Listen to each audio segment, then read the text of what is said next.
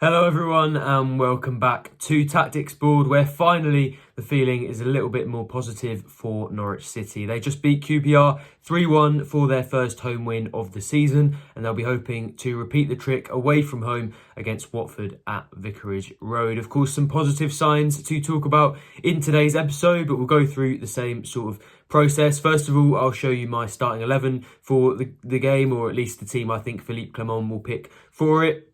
Then we'll have a closer look at Watford, how they'll set up, tactically what they've looked like under Javi Gracia. And then we're going to come on to Josh Sargent and how Norwich can get him back on the score sheet. Obviously, incredibly unlucky not to have got his first goal in a good few games against QPR when his strike was ruled out for offside. That probably wasn't offside. But we're going to take a look at how he can repeat that, how he can get back on the score sheet without it being chalked off, because it feels like with a lot of the elements of performance getting better, that's one of very few things left for Clement to achieve, at least on a sort of singular game basis. Of course, now they need to go and achieve the consistency. But a good part of that will be what the team looks like against Watford tomorrow. So without further ado, here's the team that I think Clement will pick for the trip to Vicarage Road.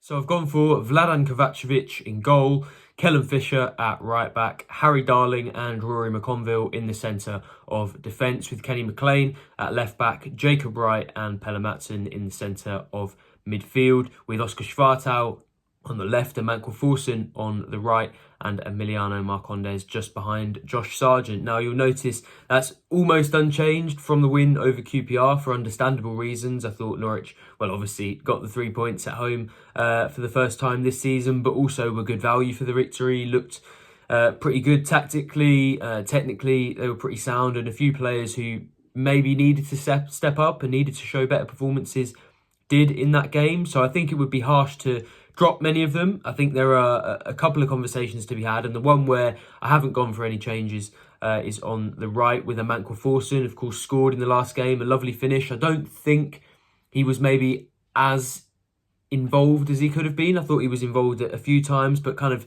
hit and miss in that area. Although I think he probably is more of a natural kind of number 10 or a central midfielder in the middle of the pitch. It is easier to get him on the ball when he's out on the right because there's kind of less pressure. Teams tend to press teams so that they go out wide. So it is easier to get sort of number 10 type players on the ball out wide. That might be why Oscar Schwartau has kind of performed a little bit better out on the left, and I think Forsen does have that going in his favour on the right-hand side, but he didn't really use it entirely to the best of his capabilities against QPR. But after that goal, given he's probably got more confidence now than he's ever had in a Norwich shirt, apart maybe from when he scored a double so late on against Coventry, I think it would be a good time to keep him in the team, although it would be very harsh on Jovan Makama given his performances and the fact that he only missed QPR due to illness.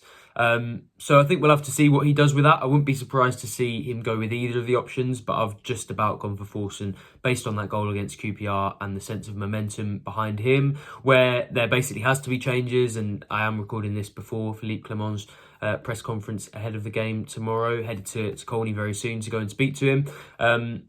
But it looks like Jack Stacey will miss out based on the fact that he was sat on the pitch, had to be withdrawn with a hamstring injury against QPR. And to be honest, it comes at not quite the worst time for Norwich, but close to it, given the fact that Kellen Fisher is really the only fullback now who they've got fit. He's been playing on the left-hand side. You presume he's going to have to come over to the right to cover for Jack Stacey, which I think probably comes at a good time for him. He's put together a couple of his best performances for me this season in the last few games, so he's in decent form to make that switch and return to his natural position, and a position that I think will suit him under Clement. But then at left back is where there's a real problem, because with Jeffrey Schlupp, Ben Kruzene and Lucian Mahovo already out injured, Clement was kind of on his fourth choice by moving a right back over to left back. Now, although he did promise that players would return to training, from injury this week, I assume none of the left backs are going to be fit to start against Watford, given how long they've been out. So it's going to have to be somebody presumably playing out of position again, and probably even more out of position than Kellen Fisher was over on the left-hand side. So I've gone for Kenny McLean there. I think he's their most natural option, has played there a few times, obviously left-footed, so can provide that balance. But it does mean taking something away from midfield, which then creates a problem in a sense, but there's another opportunity for somebody in there, and I thought Jacob Wright actually did well in a number 10 position that I wasn't sure would suit him, to be honest, when he came on against QPR, sorry. I was a little bit surprised by actually how well it did work, but I've got him in a slightly deeper position there. I think he does offer some quality on the ball. What I really, really like about him is how much he wants the ball and how much he wants to be involved in the game, and it feels like that's an increasing rarity in football. Midfielders who really want to take the ball from the defenders, want to start attacks and want to be the sort of go-between. I think Clermont's football makes that easier. You know, we've talked before about the fact that they use a double pivot there rather than a single one to build up, and that makes it easier to play the ball through midfield. I think it could really suit Jacob Wright. I think it suited him last Saturday. And when you look at the kind of fullback situation, that kind of reshuffle for me feels like the most sensible option for Clermont, but a couple of decisions for him to make, and of course the injuries will kind of shape a lot of that. So it'll definitely be interesting to see what that team usually looks like when it drops tomorrow morning.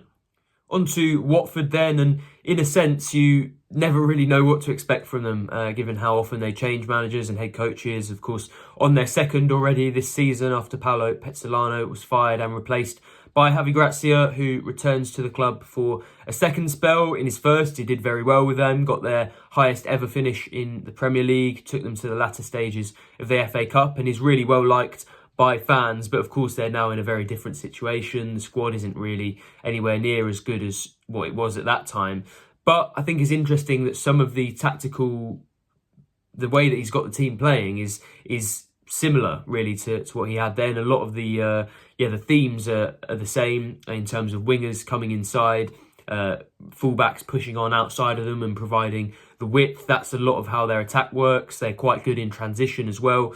But then how that leaves them exposed is the other end, sort of behind the fullbacks. And that's what Norwich will have to try to exploit. I think the problem there is, of course, the winger situation. Not many of them available, and none of the ones right now there for them really particularly good at kind of staying wide or counter-attacking. Oscar Schwartau, more of a number 10, Manqua Forsen, similar, Matej Jurasek. I think there have been positive signs, and it was good to see his very hard-working cameo against QPR, but still not really got the pace, I think, to be effective on the counter-attack or stay wide. Jovan Makama maybe is more of that traditional type, although he's obviously, very big and more of a striker type when you look at him. I think he has got that natural width and that ability to be direct and run with the ball. So maybe that's something going in his favour in terms of the team selection.